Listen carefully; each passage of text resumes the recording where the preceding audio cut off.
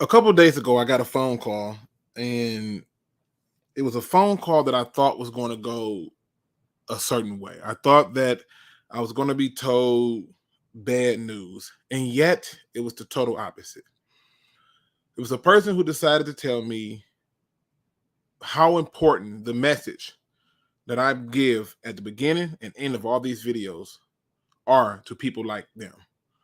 And it was a conversation that truly made me understand how important we are to each other.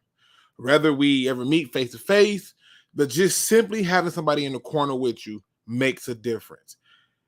And I tell you this story simply because I want you to understand something, that every day is not going to go the way that you expected. And many days, the unexpected thing could result in it being a good day. But I also understand that every day is not a good day. That some days, no matter how good things are going, there are things going on around you that make you believe other things, and that's fine. It doesn't make you strange or crazy or weird or anything like that. It makes you unique. And that's a beautiful thing. If you are one of these people who are unique, you're thinking about taking that uniqueness from this world. You're thinking about robbing those who love you and care about you of enjoying the unique parts of you. Please don't. Please reach out to the National Suicide Prevention Lifeline at 1-800-273-8255.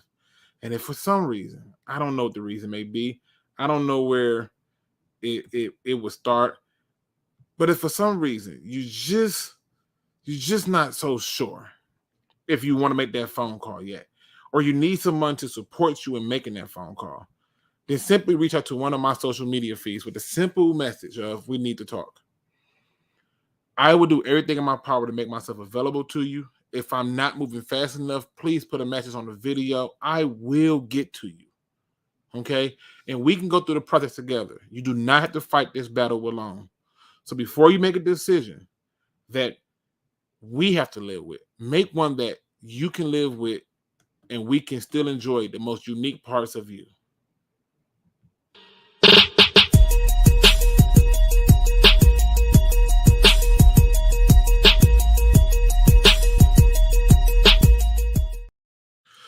Pride Nation, what up, though? And welcome back to another Field Review podcast show where we talk all things Detroit Lions.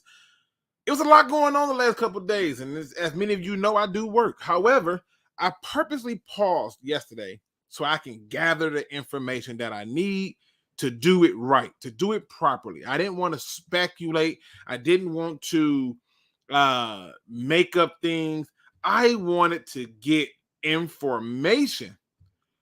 And our general manager spoke. And when he spoke, he said some things that I found interesting. Some things that made me go, Some things that I think many people might look at and go, here we go again. Luke trying to make a prediction. Luke is always making predictions. In fact, that's what he's always done. He makes a prediction. If it's wrong, it's wrong. If it's right, it's right. It's no hard, no foul. But before I get to all that, let's see who's in the building with me.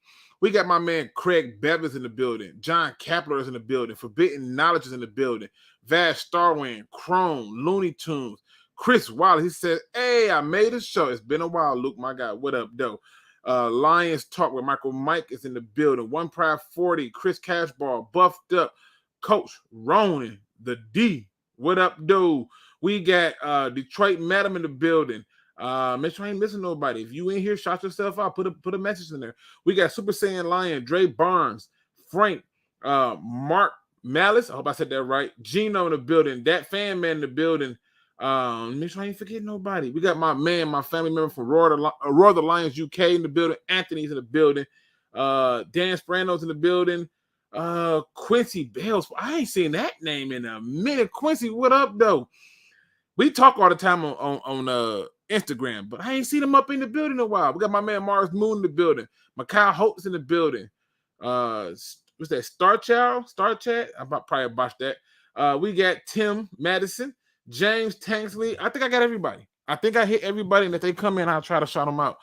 People, first thing first, let's get through the other news that I did not talk about, which is simply put the Hard Knocks. I hate it. I'm just going to get right to it. I hate it. And it's not for reasons that people are thinking. It's like, oh, Luke, let me guess the distraction part of it. It's not that. It's the curse. It's not that. Oh, what is it, Luke? Just tell me what it is and why you don't like it. This is a good thing. I want to see what Dan Campbell and them doing. It's the idea that I don't want this at all.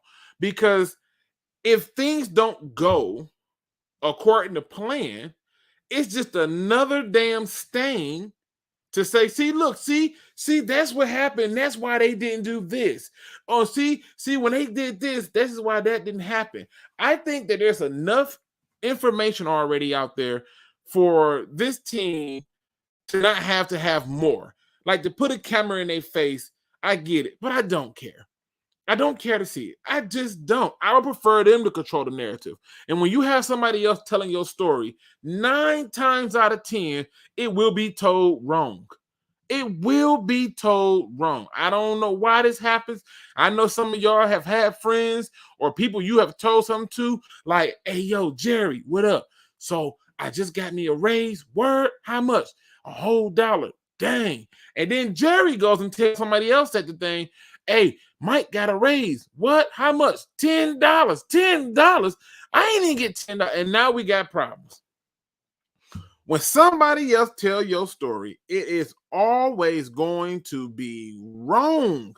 And I just don't want no parts of it. That's just my take on it. I don't want no parts on it. I don't care about the distraction part of it. I care about them getting the story right. That's all I care about. And I don't think they're going to do that. They need to sell a show, which means they need to show certain things in a certain way. And to the outside world looking in who are not fans of the Lions, who already have preconceived ideas of what the Lions are, this only is going to further push their beliefs into why we suck as an organization. Now, yes, many of you are going to argue that, of course, we suck as an organization. However, my attitude to it is this is not about sucking as an organization. This is about looking at some things and saying, okay, is this necessary? Is this where we really want to be? And for me, I don't. The other news that came out was the draft. This was the best news that I saw because I had going to an NFL draft as one of the things on my bucket list. But it's going to be even better when I can take my sons with me. And so for them to come here where I don't got to spend no money, no more than maybe an Uber to get there, what a joyous thing to know. I am plotting on this so hard that I'm beyond ecstatic to have that. I'd rather have that news over the news that, that boy, I would try to get away from the Will Smith thing. And yes, I did hear Arden Keys sign with the Jags. Good for him, and good for the Lions for not really trying to match that. Let them have them. But I'm excited to know that we have the draft coming here. Now, I hit on those two things. The Will Smith thing is not football related. So again, I just, that's not for this show. All right. Other news. This blew my mind, people. I was excited, probably more than most people, for Jared Davis coming back. And a lot of people said, you're fucking crazy. You have lost your mind. I do not understand. It doesn't make sense. And yes, I do think that he's an elite player. Injury has gotten his way, and a terrible coach is the other part of it. Nonetheless, I was very excited for this guy. And I couldn't have imagined it. I could not have imagined this. I knew that we had got him here on a very low-end deal, right? Like, I just knew, like, oh, we're going to get him on a low-end deal. It ain't going to cost you nothing. And I'm thinking, like, okay, cool. Never, ever could I have imagined that this was this man's contract. How in the hell what's his name? Mike Disler? How do he keep doing this? 1.5 million. That's one. Just forget the 0.5. It's $1 million for 1 year. Now it can essentially be up to 1.5 million, somewhat in that area, but still, you brought this man back for basically $1 million. $1 million. You can cut him, not lose a damn penny, get all your money back, right? And if he makes the team, it's $1 million. How is he doing this? Like, I'm serious. This dude is a magician. This is not normal. I'm not used to this. We're going to get more, barring he don't get hurt. We'll get more out of Jarrad Davis than any linebacker free agent we brought in here. That's what I really believe. This is nuts. This is the contract you give him? Then I go through and I look and I see a special teams dude make more money than him. Oh, okay. Okay. Now I'm still saying to myself, okay. Now part of that is definitely that Jarrad Davis wants to be here and everything. I get it. But I look at the Mike Hughes deal and I'm like, still a good deal, but this is the one that blew my mind. This is the one that got my attention. This is the one that had me like, yo, that's all we paid? And I agree with Dr. Detroit. He may not make the team. He may not. But this right here is sorcery. This right here is voodoo at its finest.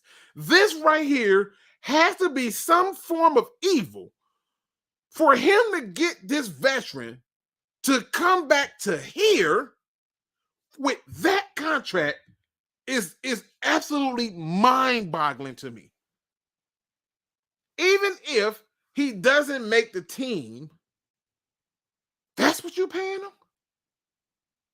Seriously. This has got to be like, what in the Marvel multiverse fucking magic just happened? Who called up Doctor Strange and told us to make Jarrad Davis forget he's a football player? Who did this? This is crazy to me. To just show up and be like, hey, we want you to come back. Yeah. I know last year you had 5.5 million when you signed with them. Yeah. You want half of that? No. We can't give you that. But I can tell you what we can do. We give you $1 million. Yeah, we give you $1 million. Yeah. Who is Mike Denser has to be freaking Doctor Strange, or who's another Dr. Fate? All the goddamn David Copperfield, David Blaine, Chris Angels. Who in the hell pulls this off? I had no clue. I knew he was getting at least 2 to 3 million, bro. I knew he was getting 2 to 3 million. I never thought once it would be this. This right here had me stop my car to make sure I read that right. And I don't know what deal he cut with the devil, but I'll be damned if it ain't working. What is this? I'm impressed. If you still hate the Jarrad Davis signing, go to sleep. You're tired. This don't cost you nothing. It don't cost you a damn thing. This right here literally is all about reward, no risk.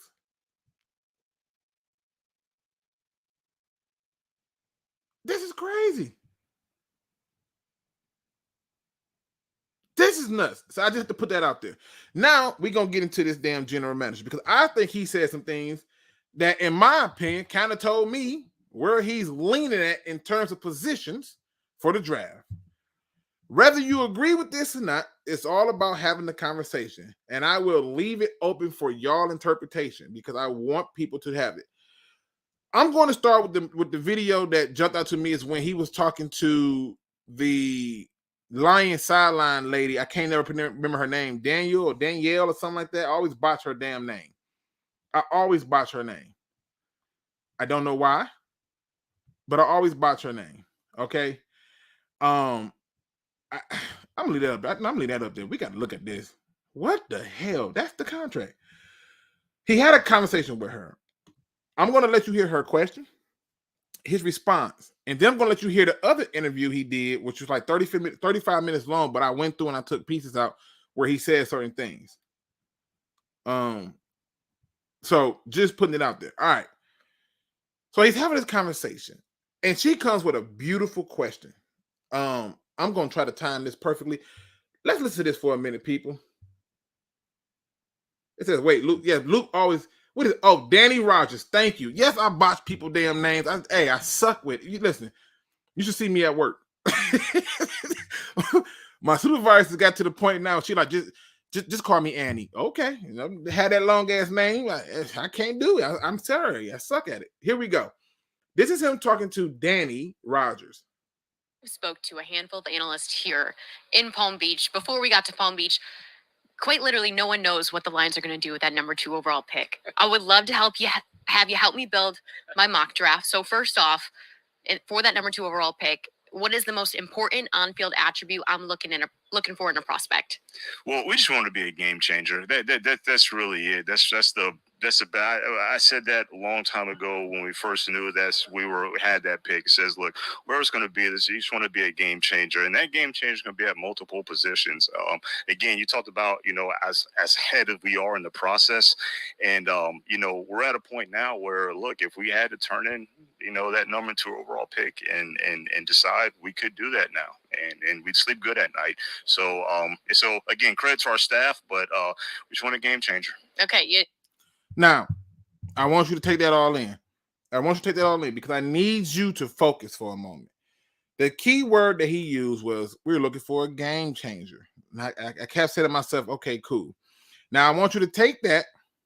All right. Take that, and I want you to remember the following statement that he said, not what I said, but what he said. I believe this was at the combine when he was talking about, or maybe it's the Senior Bowl. It's one of those two, combine, Senior Bowl. I'm drawing a blank, but this is what he says. He says, or this is how the article is written. It says, Holmes like what the Lions have built along both the offense and defensive line. So that kind of eliminates y'all. Jared, not Jared. What's his damn name? The Davis kid from Georgia. I think that eliminates him. It says, and Holmes likes the depth they have assembled at nose tackle. Again, Davis is done. Y'all can toss that Jordan Davis one out the window. That's done. In defensive end. So we got all the D linemen pretty much done. He also likes the running back room. It says, but we can always get better at the perimeter position on both sides of the ball. Now, he says the 2 spots that jump out to me that we can improve upon is receiver and safety. Stay with me before y'all jump down my throat, because I know y'all coming. I want y'all to hear his response to a question that I just thought I thought it made sense, and I think it's a fair one. So let me get to this. I'm chiming it up right now. Let's see. Hold on, right here. 6:45. All right, here we go. So now, this damn commercial. Of course, it's going to be a commercial. Why would there be anything else but a commercial? Okay, if not anything else. Now, keep in mind, I'm just merely giving it to you. The key word is game changer. This is very important shit to listen to because it makes sense to hear the game changer. I'm going to go through, because I listened very well to what he was saying, and I'm skipping it to parts that he said. Now, at this point, they're asking him a question, a very simple yet small question.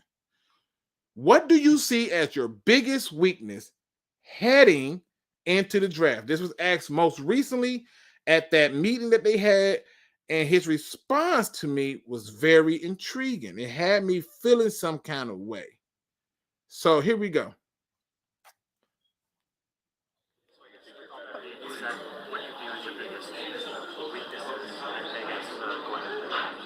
going into the draft. What do you view as your biggest weaknesses on the roster? You know what?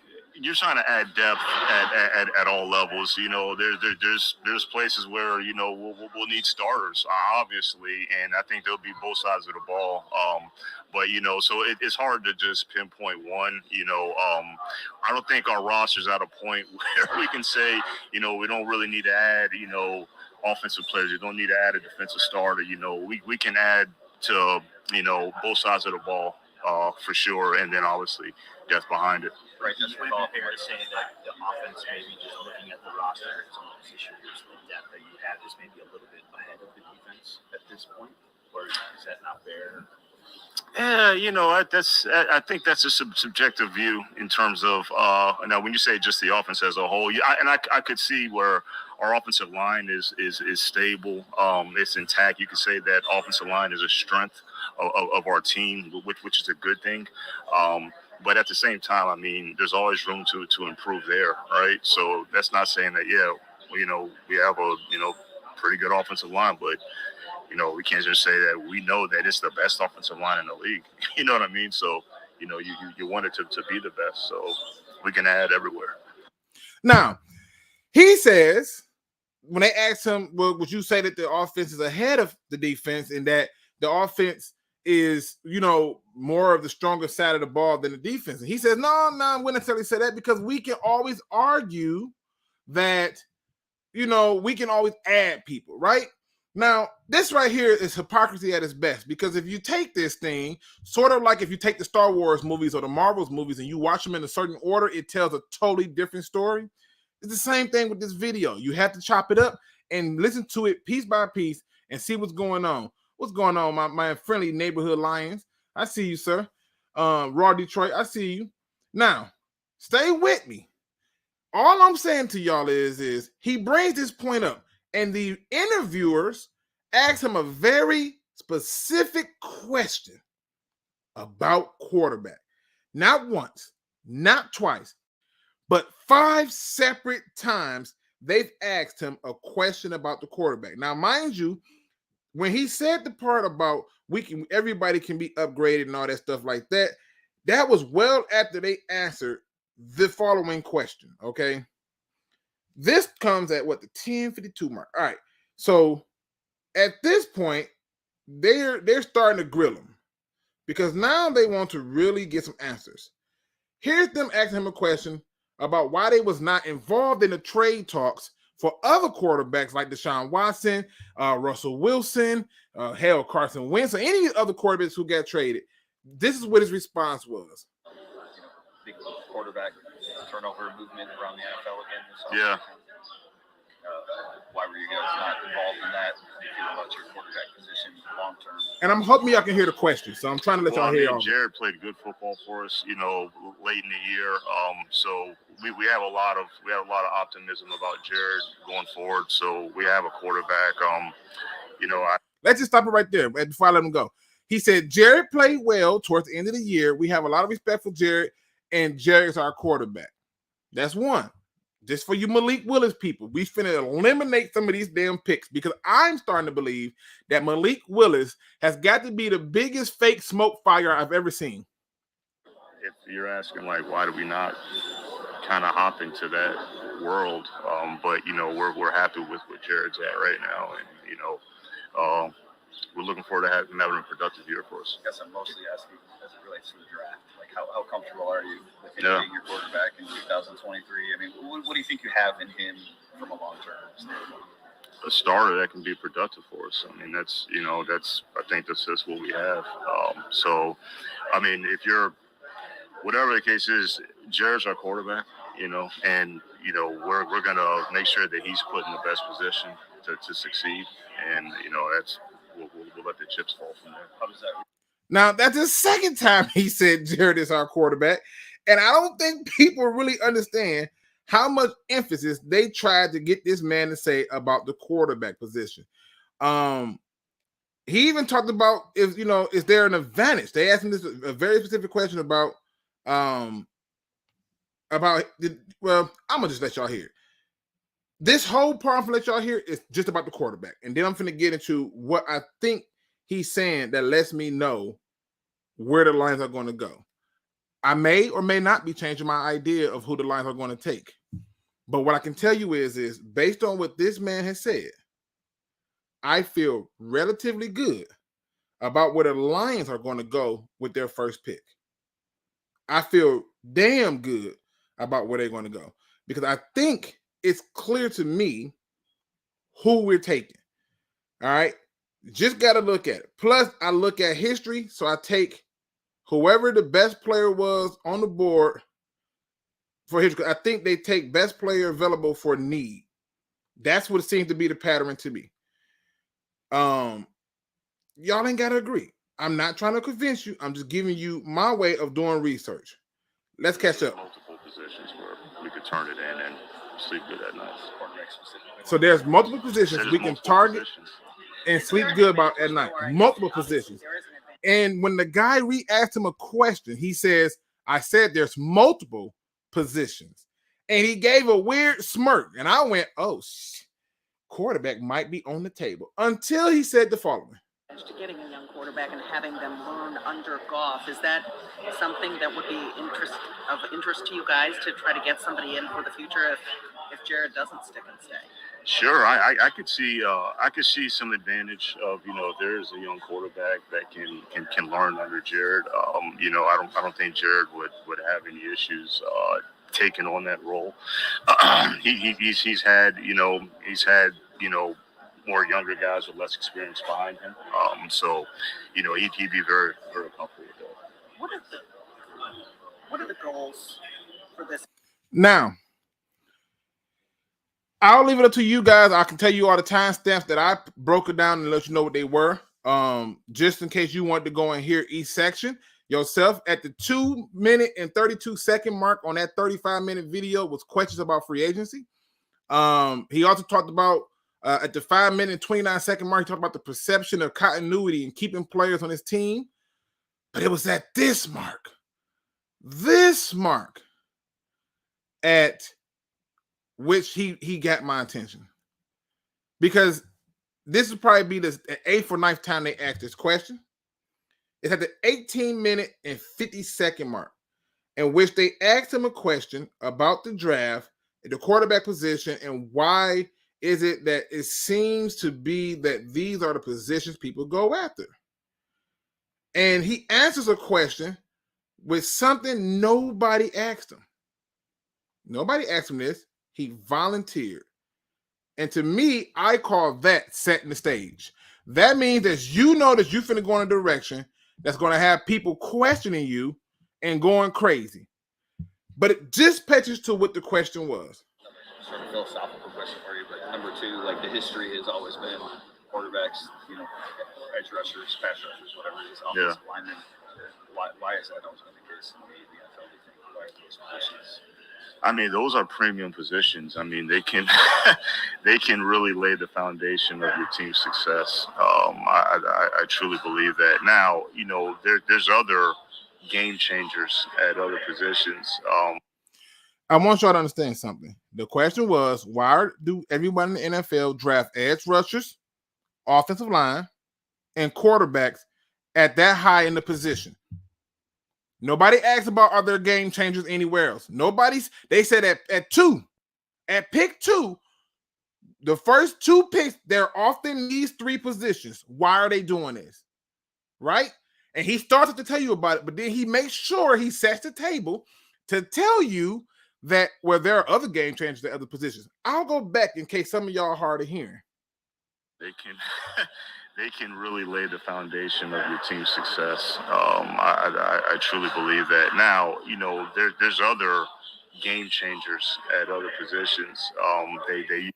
See, here's a question. Here's a question I got for you, Holmes. What other positions are there game changers? I mean, at 2, right? Because it's not like they're asking you about the 32nd pick. They were very specific in saying that they wanted to know why is this a trend and whatever.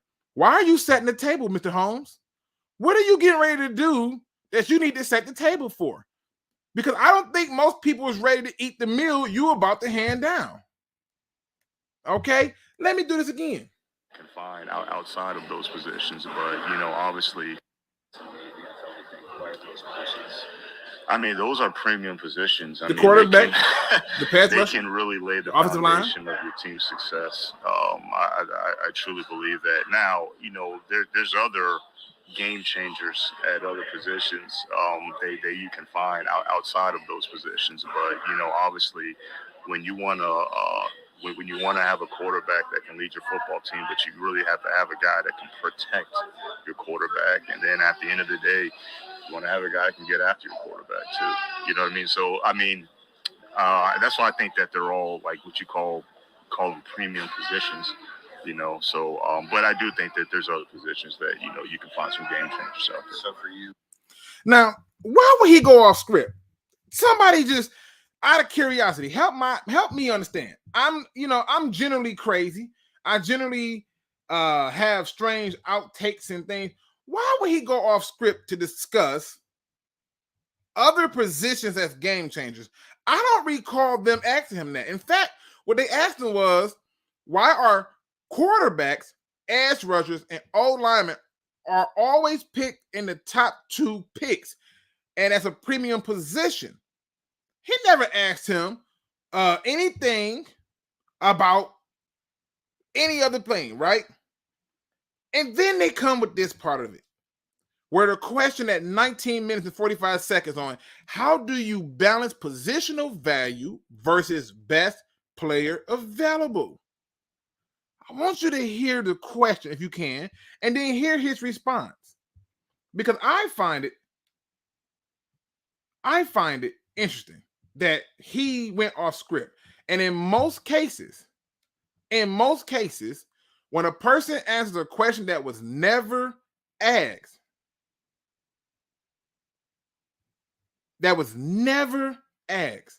it's because they're trying to set the table.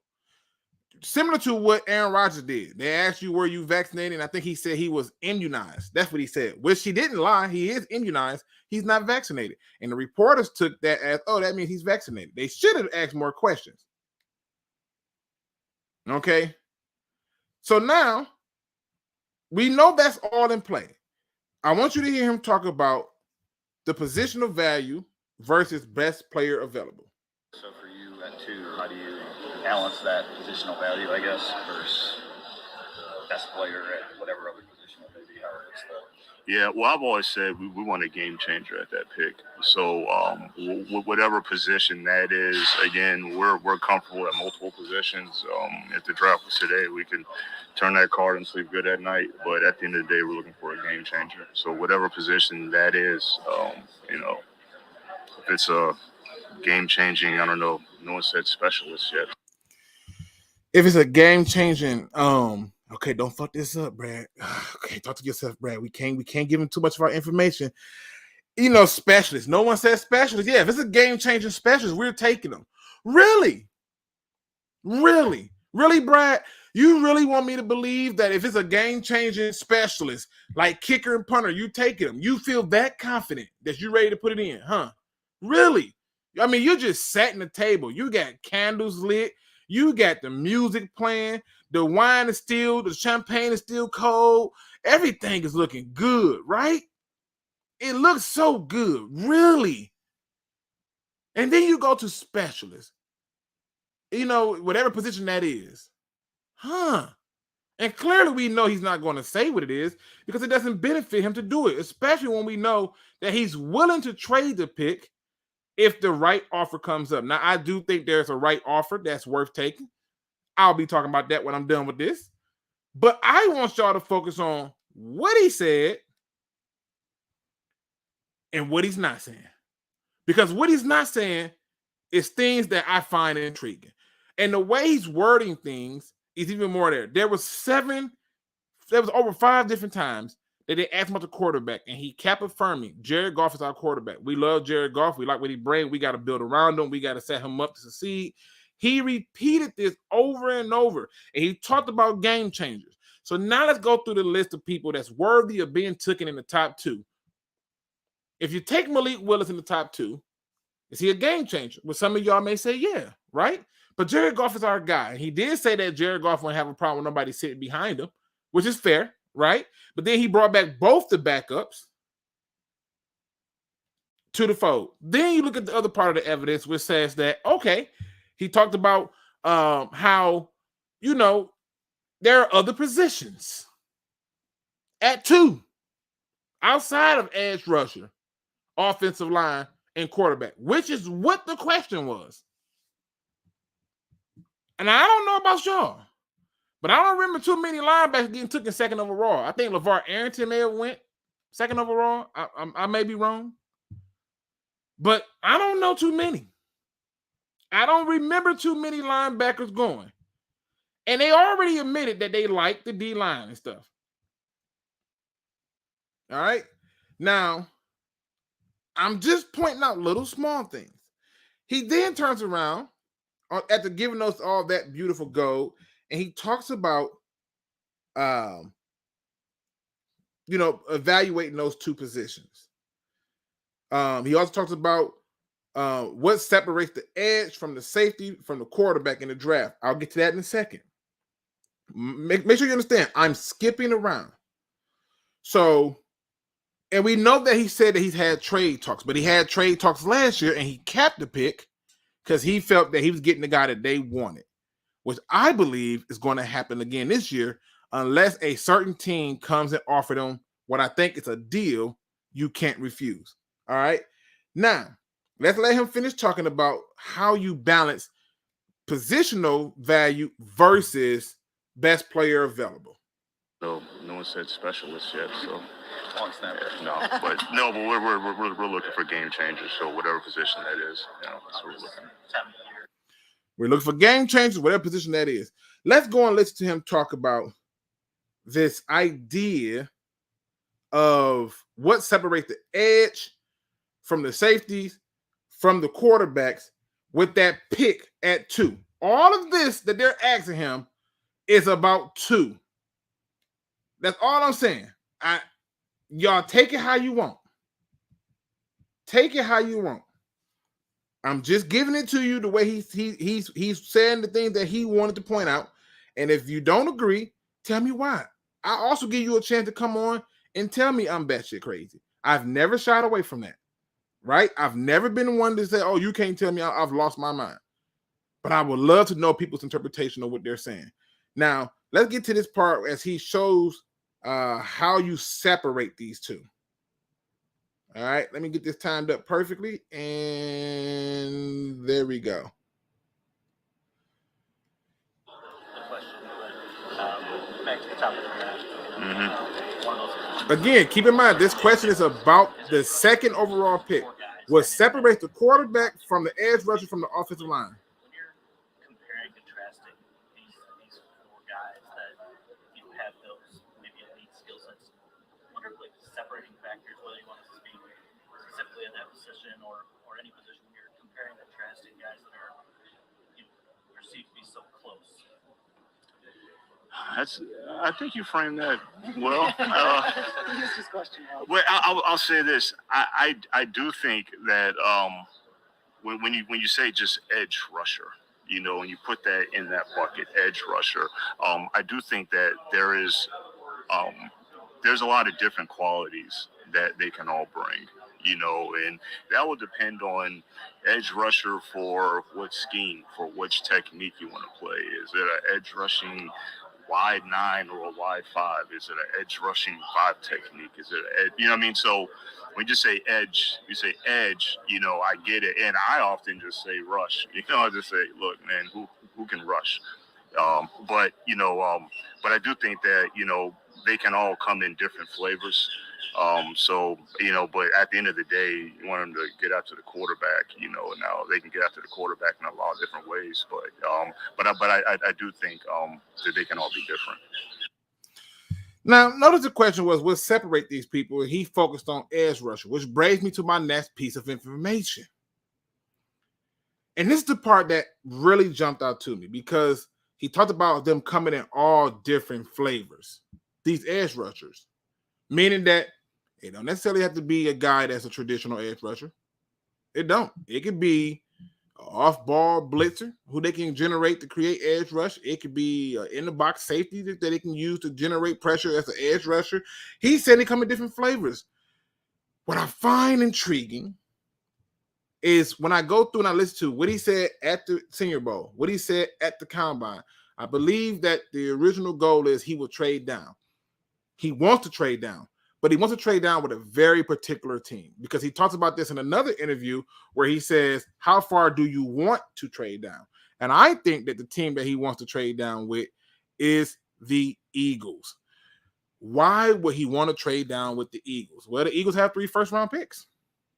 That's why. I believe that he's willing to trade that second overall pick if he can muster up those 3 first-round picks or get 2 of those first-round picks this year, a first next year, and an additional pick in this year's draft where they swap out a late pick. I believe that is the approach if he gets the trade that he wants. But I don't think he gets that trade. And I think when he talks about a game changer, and I think when he talks about a playmaker, somebody who can have impact on the game, because he also talked about in that interview that when they're drafted for starters. And we already know that Malik Willis is not coming in here starting. They love Jared Goff too much. Toss him out. That is done. We don't got to worry about the Malik Willis talk no more. I think that is a done conversation. I think they set it up for people to fall in love with it. It will not be a quarterback at 2. That's done. Done. For all the people who think it's Kayvon Thibodeau, I go back to the original conversation that not only Brad Holmes said and Brad Holmes and Dan Campbell talked about. They don't want turds. They want people who love football, who's driven by football, that wants to be here and is going to work their butt off day in and day out. Thibodeau does not fit that bill. Toss him out the ring too.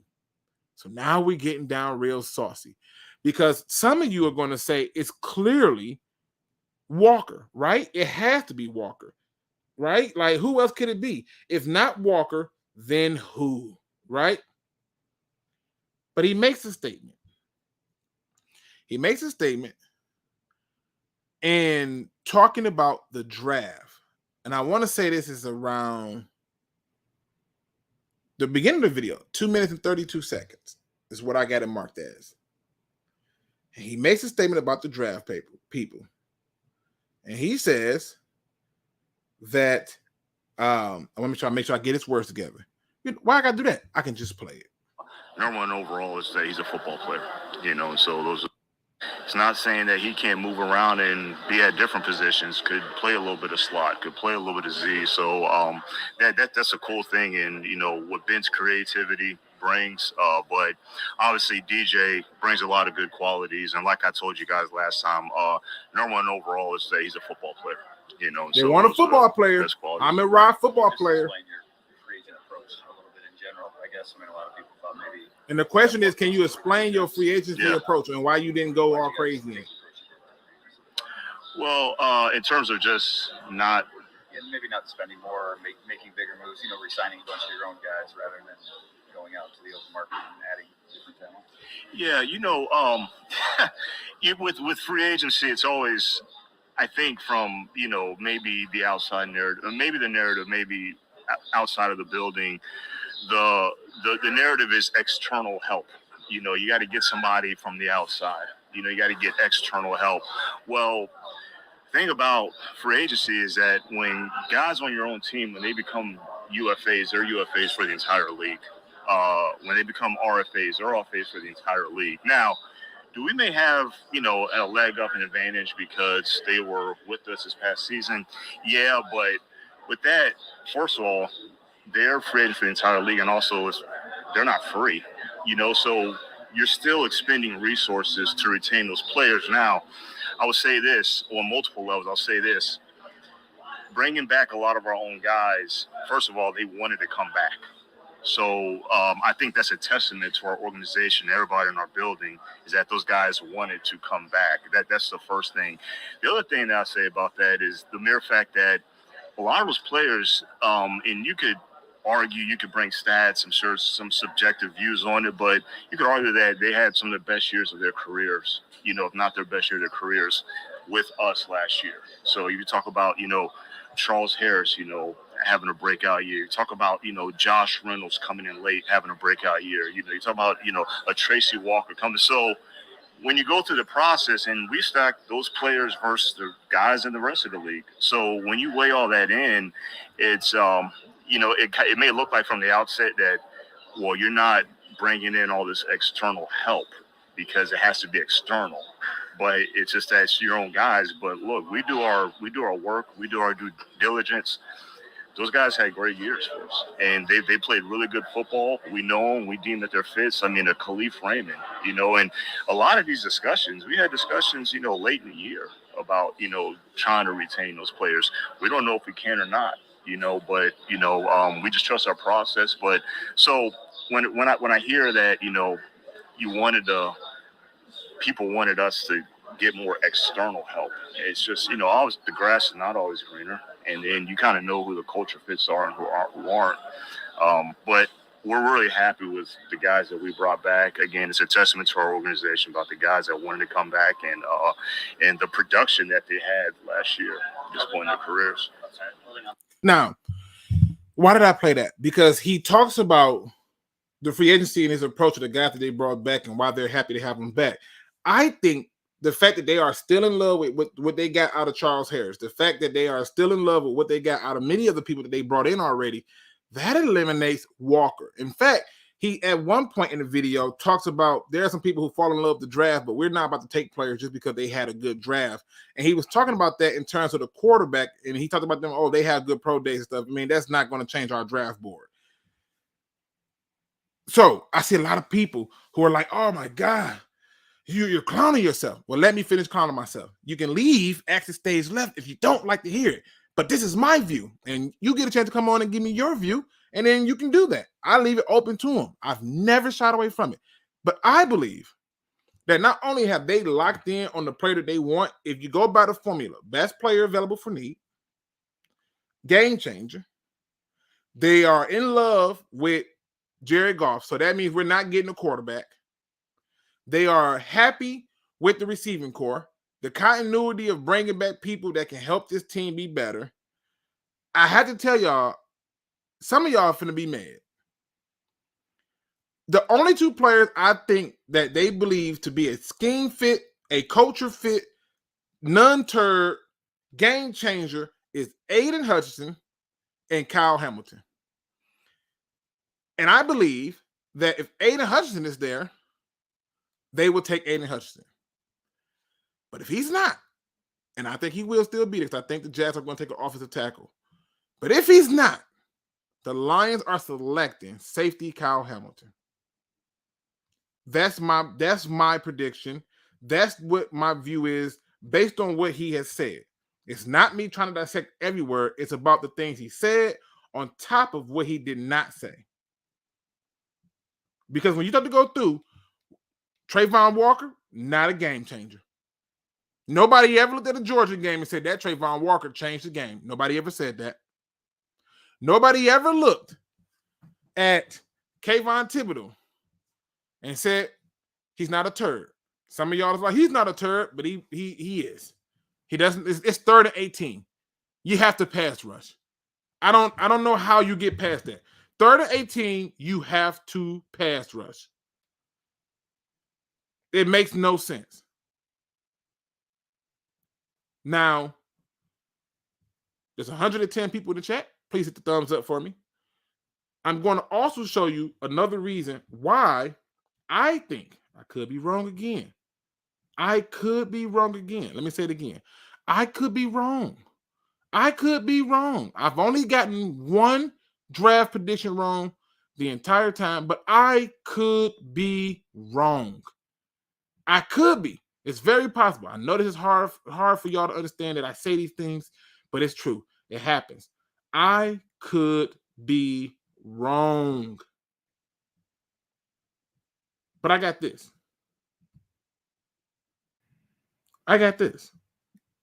And do you know what this is? This is me showing you why we do not need a damn safety. Not at 2. Not a game changer safety. Not somebody who can cover the whole field. Not somebody who can do it. We can settle for the 2nd, 3rd, 4th, 5th, hell, even a 6th back safety. We can do that. This is why I took the liberty of showing you why. Okay? Because we don't get to the quarterback.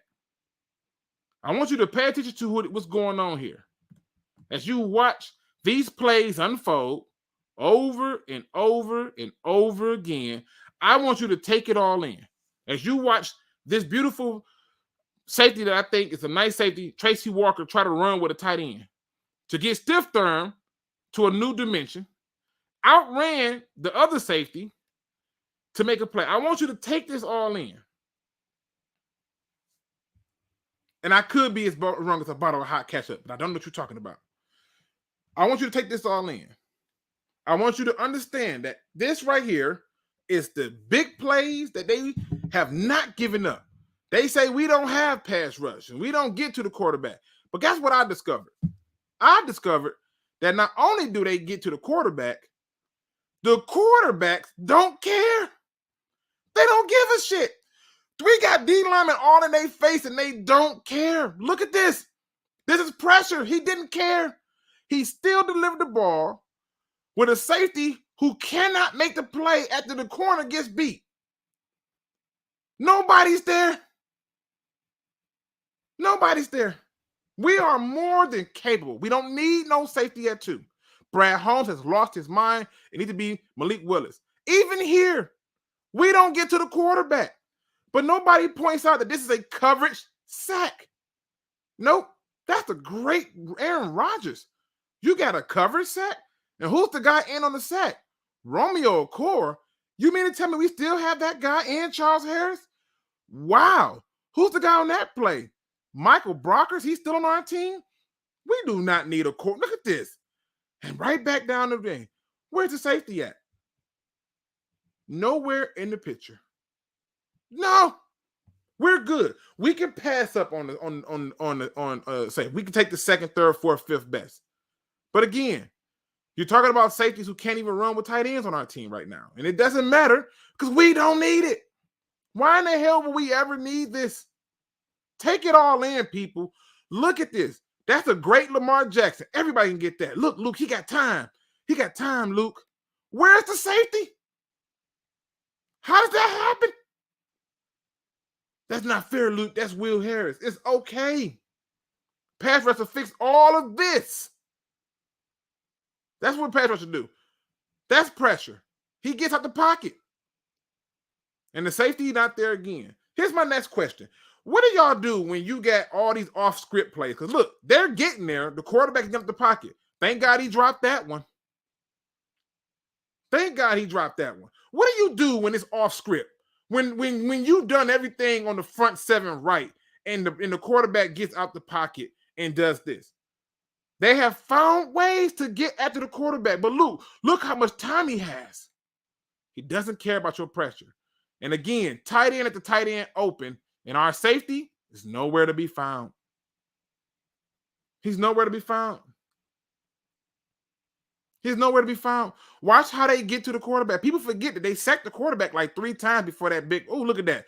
In his face. See, Luke? He was in his face, and he threw it. And look, they dropped 5 in the coverage and sent everybody else. And because of that, pressure got to him. No, that's not what happened. He panicked and didn't see the guy underneath. That's open right now, the tight end. He didn't see him. He just panicked and threw the ball up. Shame on him. And if you go back and listen to NFL mic'd up, he said it. Damn it. But look at this. Oh, yes. Yes. We definitely need the pass rush. We don't have that. That guy, Charles Harris, we lost him in free agency. I don't know if you caught that. They're getting to a guy that's faster than most of these people. Look at this pressure in his face. Thank God that ball was dropped by the receiver. Look at this. That dude right in his face. If y'all didn't, you know what? Let me go back.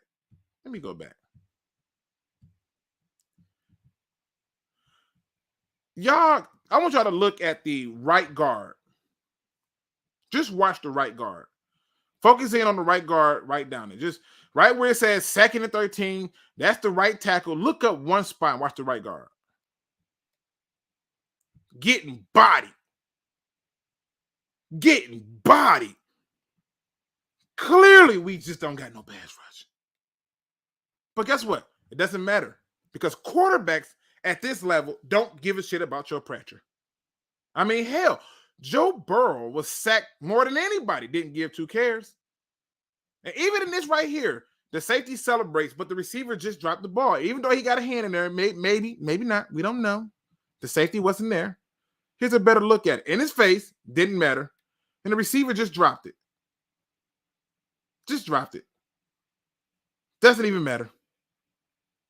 Look at this. Just look. He got so much time. Look how much time he got. Where's the safety? Let me ask y'all a question.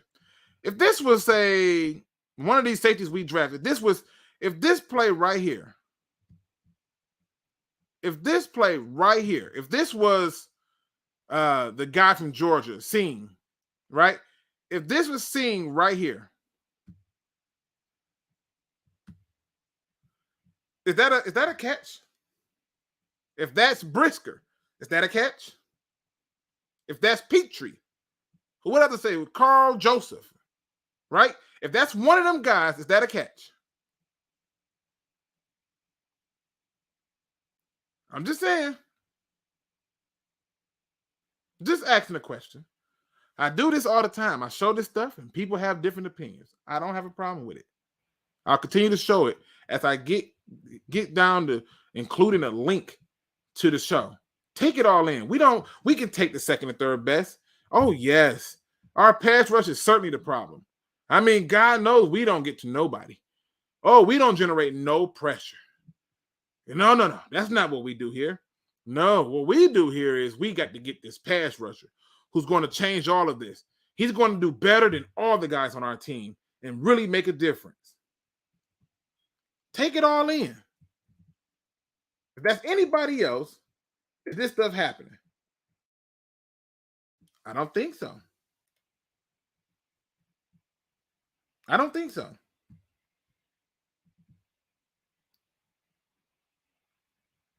This right here is the reality. Now, I don't put the link in the chat. I don't pin it. I just want you to take it all in. We don't need this. I love to show things. I love to get people's views. I love to get it. This is one of my favorite clips right here. You know why? Because not only was our safety right there for the kill, the quarterback just ran past him. Ooh. He got flushed out the pocket. But Luke, this is why we need a mobile quarterback. And this is the thing right here. This is the guy who gets it. Why is it so many plays of Will Harris getting beat? This was not by design. This is just me showing you what happened. Tracy Walker's getting beat too. Watch this one. Where's the safety? It gets better, people. It gets so much better. Just keep watching. As I let this play, where's the safety? Ask yourself these questions. Our first guest is in the building. Let me bring him in. Luke, Man, your stream got taken down. Your stream got taken down. Is it? Yeah, it's gone. That shit gone. Oh, no. How? You got gotted. Stream suspended for policy violations. No! All right. Let me see. Hold on. Let me see. See how long the ban is? Another 90 days? I don't know. We're finna find out. Let me go. Damn, like, man, people be uploading full highlights and don't get taken down. Oh, this is not even, I don't even know how they even detected it. Hold on. Let me restart the stream.